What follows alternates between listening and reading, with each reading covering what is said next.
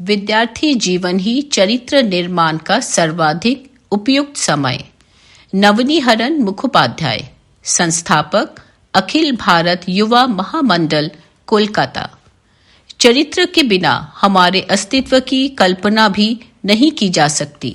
हमारा चरित्र चाहे भला हो या बुरा, वह हमारी इच्छा की परवाह किए बिना हमारे अस्तित्व के साथ अविभाज्य रूप से जुड़ा रहता है।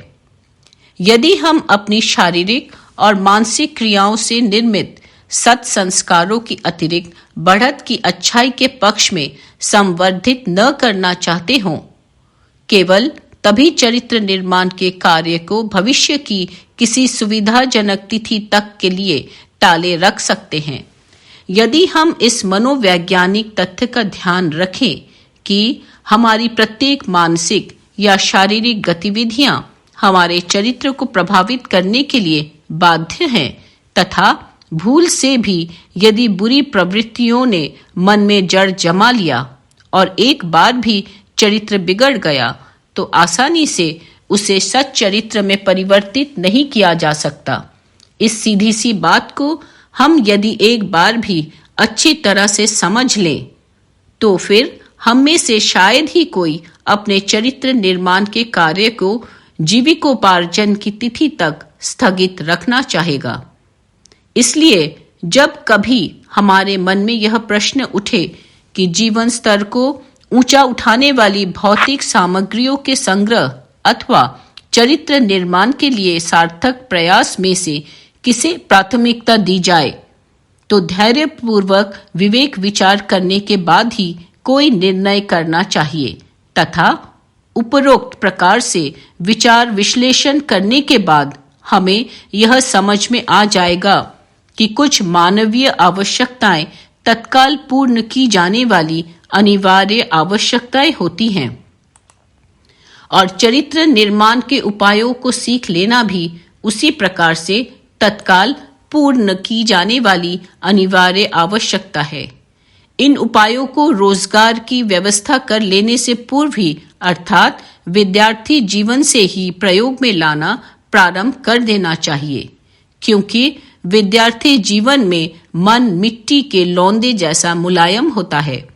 वह सत या असत, अच्छे बुरे किसी भी भाव को ग्रहण करने के प्रति अति ग्रहणशील तथा शीघ्र प्रभावित हो जाने वाला होता है। इसीलिए इस समय बुरी आदतों या अच्छी आदतों में से किसी को भी अत्यंत सरलता से अपनाया जा सकता है, जबकि आयु अधिक बढ़ जाने के बाद यह कार्य उतना सरल नहीं रह जाता। वही विद्यार्थी जीवन में डाली गई अच्छी आदतें सत् प्रवृत्तियों या सत् संस्कारों में परिणत हो जाती है, और गृहस्थ जीवन में प्रविष्ट होने के पूर्व ही हमारा चरित्र अच्छा बन गया होता है, तथा जीवन को सफल करने वाले सारे सद्गुण हमारे आचरण में झलकने लगते हैं। किंतु यदि हम अविवेकी के समान चरित्र को केवल एक विलासिता की वस्तु या दिखावटी वस्तु समझकर बिना चरित्र निर्माण किए ही गृहस्थ जीवन में कूद पड़े, तो कुछ ही वर्षों बाद हमें यह निश्चित तौर पर अनुभव होने लगेगा कि चरित्र का अभाव प्रतिपल हमारे जीवन को कष्ट में डाल रहा है। मान लीजिए मैंने अपने विद्यार्थी जीवन में चरित्र निर्माण के प्रति थोड़ी भी रुचि नहीं दिखाई, जिससे मुझ में विश्वसनीयता, ईमानदारी, समय निष्ठता, सत्यनिष्ठा तथा अध्यवसाय आदि सद्गुणों का घोर अभाव हो गया, और फिर जीविकोपार्जन का साधन भी ढूंढ पाने में असफल रहा, तो इसके लिए कौन उत्तरदायी होगा? निश्चित ही इसके लिए मेरा दुर्बल चरित्र ही उत्तरदायी होगा।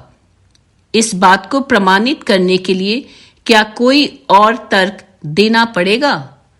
इतना ही नहीं, चरित्र रूपी मजबूत दुर्ग बनाए बिना अपने अस्तित्व को बचाए रखने के लिए मेरे द्वारा किया गया संग्राम मुझे ऐसी स्थिति में ला खड़ा करेगा जहां एक ग्रास अन्न जुटाने की यंत्रणा से भी अधिक भयावह परिस्थितियां खड़ी हो जाएंगी। इतना सब समझ बूझ लेने के बाद स्पष्ट हो जाता है कि चरित्र निर्माण के कार्य को उसकी अपनी स्वाभाविक विलक्षणता के कारण अन्य दूसरी अनिवार्य आवश्यकताओं के पूर्ण हो जाने तक स्थगित नहीं रखा जा सकता है। इसीलिए हमेशा, विशेषकर छात्र जीवन में, अपनी प्रत्येक शारीरिक एवं मानसिक क्रियाओं, व्यवहार एवं विचार को नियंत्रित करने का प्रयास भले बुरे परिवेश का ध्यान रखे बिना सदा करते रहना चाहिए। जय श्री स्वामी जी महाराज की जय।